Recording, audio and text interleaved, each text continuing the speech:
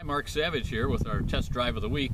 This is the Mercedes GLK 350, luxury, kind of an entry-level, smaller luxury sport utility vehicle.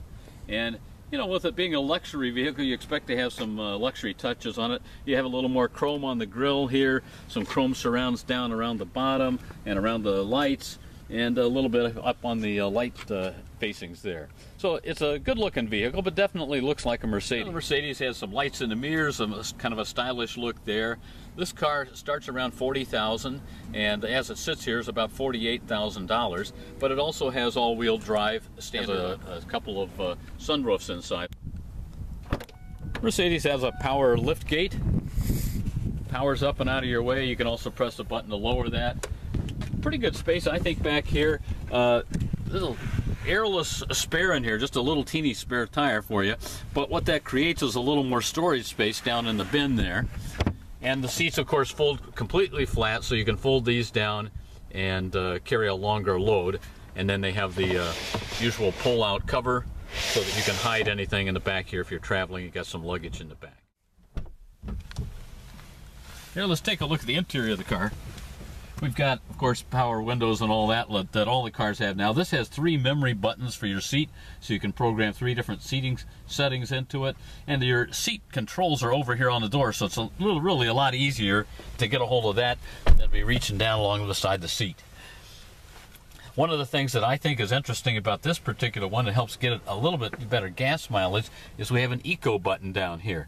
Now, the Eco is a default, so every time you turn on the car, it's in that mode. You can turn it off, you get yourself a little more power.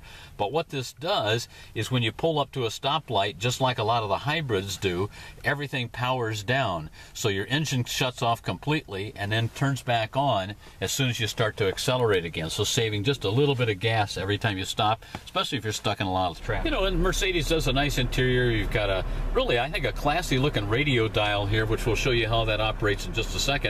A wood look, kind of a walnut look dashboard here. Some nice big gauges, obviously kind of reflecting the Mercedes emblem look a little bit. And then down here you have a little storage area with a little fold back door.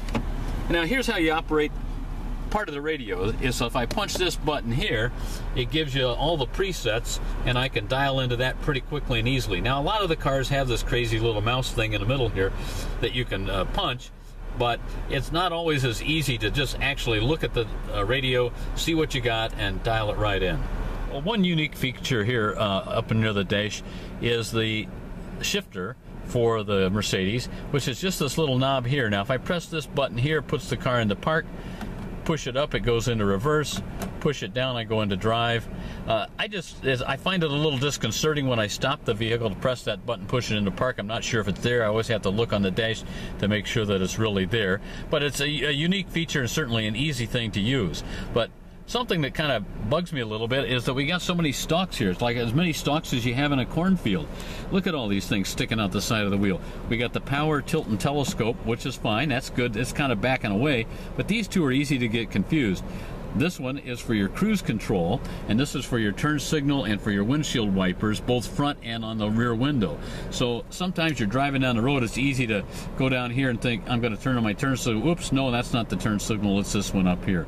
I really wish that Mercedes would move the cruise control onto the hub of the steering wheel like 95% of the rest of the automakers. It's a much more convenient spot. Mercedes has an incredibly smooth ride. It's very comfortable.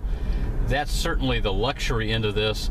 You know, a lot of people when they get a sport utility, they expect it to maybe be a little trucky. This may look a little more square like a truck, but it definitely rides like a car. Very comfortable interior. Has good acceleration. It's got 302 horsepower for the 3.5 engine that's in this, a V6. And it has also a 7-speed automatic transmission, and that is very silky in the way that it shifts. So from a luxury performance standpoint, this vehicle really has a lot going for it. I'm not sure you're going to take this one off-road, but it does have like 7.9 inches of ground clearance, so it's a little bit higher than some of its other competitors out there. One that comes to mind, the Infiniti EX350, I think it has about 5.5 inches of ground clearance. So again, this is a nice sport utility vehicle. that you're probably going to take to the mall more than any place else, but does have some off-roading capability too. I feel like it's roomy for me, both in front and in the second row of seats back here. If you have a lot of 6-footers and 6'5" people, maybe a little bit more cramped in the back seat. But again, a nicely appointed interior, and what you would certainly expect to see in a Mercedes and a luxury vehicle. Entry-level luxury, kind of for the person who's wanting to look like they're real upscale, but they haven't quite made it all the way yet. So this one ends up about $48,000.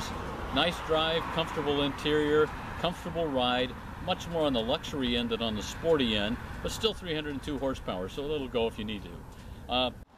To see more reviews, go to savageonwheels.com.